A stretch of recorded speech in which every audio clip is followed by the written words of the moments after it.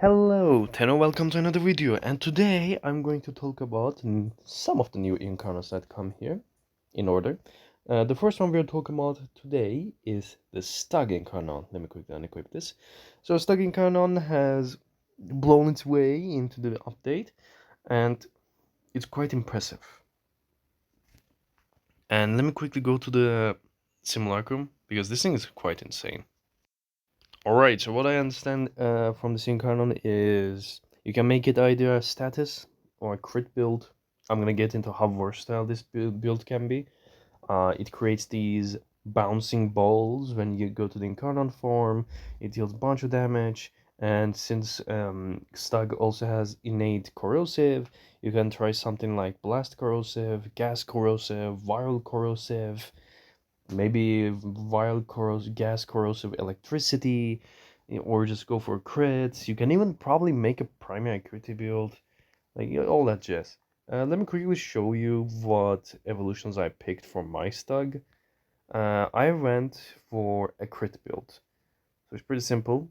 I went for the increasing base damage for 300%. I mean, you gotta pick that all the time because the other evolution is like half of it. So 300 plus damage is always going to be a staple evolution in my opinion. And with energy max over 700, that might be a little bit niche. Like you might need a Warframe that has 700 energy. Like my Ash doesn't have it, so I just gonna go Chroma. It's like a win more gimmick. When you have 700 energy, you're gonna have extra blast radius. I went for projectile speed because it's just funnier, and I went for critical chance and critical damage stats evolution. You can go for status chance one, that doubles in the incarnon form, or you can just go critical chance and status chance. Like, it's actually insane how versatile this weapon build can be, like I said, because I am going for crit build that is not primary acuity. So you can just go a build like that. But to be honest, considering the incarnate form does bouncing balls, I wouldn't suggest primary acuity because acuity turns every weapon into a precision weapon. And I don't think you will want to do that a lot with a weapon like Stug, considering the way it shoots, even with the projectile speed. But it's quite cool what you can do. Like, you can go the crit with that, or you can status. Now, one thing I gotta mention, I do use a Riven, and I do go secondary Merciless. But like I said, you can maybe try secondary Irradiate. Maybe you go Cold Corrosive and go secondary Shiver. Maybe go secondary Encumber. You can try Enervate for free crits, but to be honest, you don't have to go with Enervate.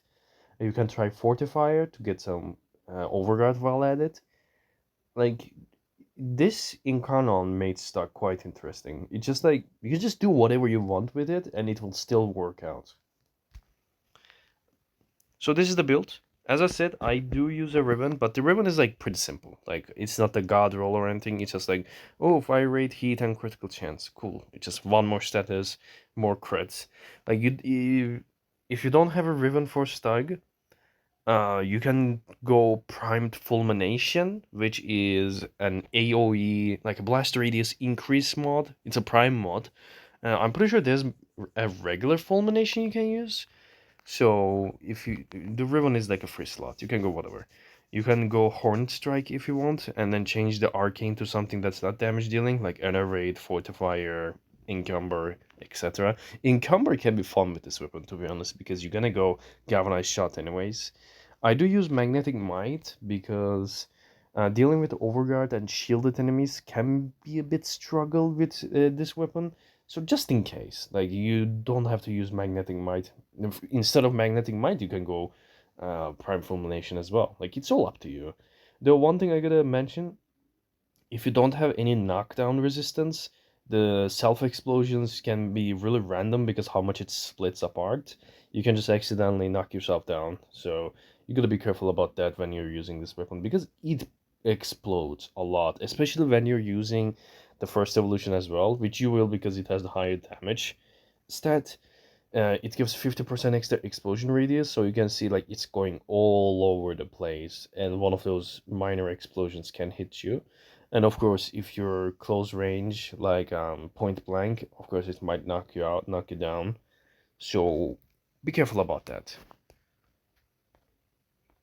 So let me quickly show the build once more. So this is the build. Like I said, if you don't have some of these mods, you can just go your regular Hornet Strikes, your regular Target Crackers.